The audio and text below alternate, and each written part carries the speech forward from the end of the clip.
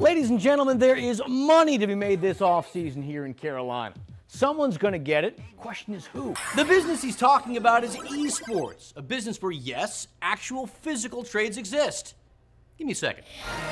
St. John is currently a star player for the Hornets Venom GT, operating under the gamer tag Big Saint. There's actually plenty at stake, not for guys like Bryce, but for guys on the bubble. These guys are trying to make the roster, and tonight is it. The question here is, should the Hornets trade LaMelo Ball? They're going to say no. Joey, he's going to say yes. I'm going to be the judge. That's why I have the hammer here. They just had the dryers on the track. I'm not hearing any noise. I'm hearing music. So that's a good sign, as there are still a lot of fans here. You're a guy that has done everything in this sport. Why does a third-place finish bring tears to your eyes? I never dreamed of being a car owner. We got him spot shadowed, falls down trying to get around the pick. Rather than complain, that's what we'd all do.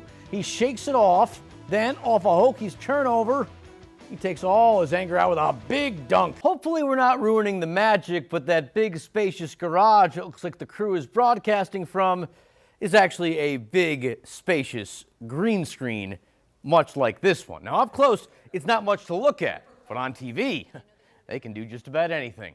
It's a shoe. That's all it is, right? To some, sure, but not Michael Griffin. Sneakers tell the story of your life. Every little scuff, every mark on them is the journey you've taken through life. This pair has got quite the tale. A real rags to riches story.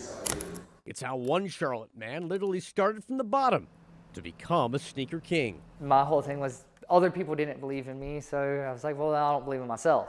It was 2020, and life had hit the 31-year-old hard. He was living with his dad and not quite sure of his purpose.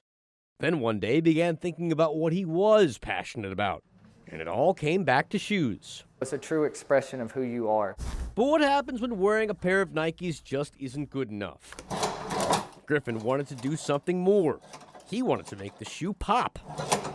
Being able to do custom, you can make something that's truly you. A great idea in theory, if he had the art materials and an actual art background, two things Griffin severely lacked. What he did have, however, was a stimulus check and a woman who believed in him. He is very determined. If he says he's going to make something happen, he always makes it happen, no matter what. And so the two set out on making the impossible happen. Money was tough to come by, but that didn't stop Griffin from becoming a master of his craft. It's not going to happen overnight, so I just got it in my mind that this is something I wanted. Before long, Griffin got pretty good. However, he still needed a break. Then one day, just prior to the start of the 2022 season, opportunity came calling. I got in front of Brian Burns and got his shoe size and told him I wasn't trying to make a sale, that I wanted to get my work out there, and I bet on myself. And that truly is what changed our life. It worked. Burns liked what he saw. He became a client, and soon a lot of his teammates did too. LaVisca Chenault Jr., Derek Brown, Frankie Luvo, Xavier Woods, Chuba Hubbard. The names keep on coming, but Griffin isn't running low on ideas. Some of Michael's designs are pretty far out there. This is the shoe that Adam Thielen wore on Christmas Eve. It's based on the Grinch, and it's got a TV in it. Crazy? It depends on who you ask. I personally how cool. They're definitely unique. But then again, so is the pair Griffin tossed up on the power line the day he and his wife opened up their custom shoe store last summer. We're chasing a dream. We're working hard, and that's what it comes down to. It's been a journey, all right, and it's only getting started. If you were watching the Panthers and Bucks play their games side by side this afternoon, man, were you on a roller coaster. Both games kicked off around 1. Both had to frustrate Panther fans to no end. We'll start with Tampa. They were at one point good this year. Now they're not. Back in the second quarter, they were having all sorts of problems. Miami was leading 17-7 at the break. While that was happening, Carolina was holding its own against the best team in the NFC. The Panthers and Seahawks were actually tied at 3 going into the second half. Remember, a win would have clinched the division for Carolina over Tampa, but that never happened. In the third quarter, Carolina suffered a major meltdown. Right after they picked off Sam Darnold, Chuba Hubbard fumbled the ball. It would lead to a touchdown. Seahawks led 10-3.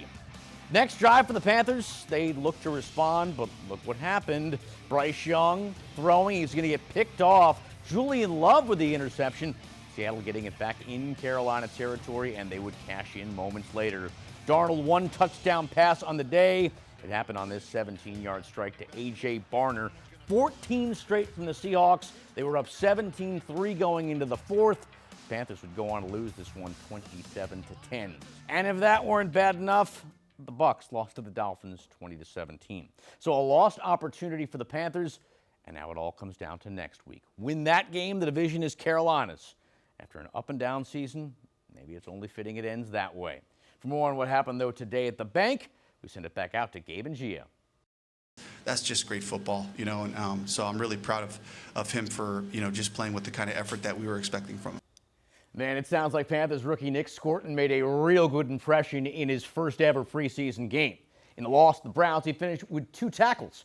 However, it was the play in which he didn't get the hit that had everyone talking. We're going to pull it up right here. It was in the second quarter with the Browns driving. Their rookie quarterback, Shedeur Sanders, tried to make his move. There you see number 11, Scorton, cuts him off. Sanders going to come back the other way. He thinks he's seen the last of Scorton. Football field, 160 feet wide. In 6 seconds, Scorton turned on a dime, came back the other way, and was able to force him out. That then brings us to Rico Dowdle. I like Rico. I know you like Rico. But let's not kid ourselves. Carolina's breakout back probably won't be back next season. Dowdle bet on himself, taking a 1-year deal with Carolina, and ended up getting 1,000 yards on the season. It's time he gets rewarded for those efforts, but I don't think it's going to happen here with the Panthers. It's more likely he'll find it somewhere else. Last but not least, let's talk defense. Unlike Rico, I don't think Christian Roseboom will be a one-and-done here in Carolina. Thanks to injuries last year, the veteran linebacker was a surprise addition to the starting lineup. With Trevin Wallace often dealing with injuries himself, Roseboom stepped up and ended up leading the team with 122 tackles over 15 starts. Granted, he was a liability at times in coverage, but overall, Carolina was better when he was out there. Folks, the clock is ticking. The negotiating window starts Monday. Signing period begins Wednesday, the 11th.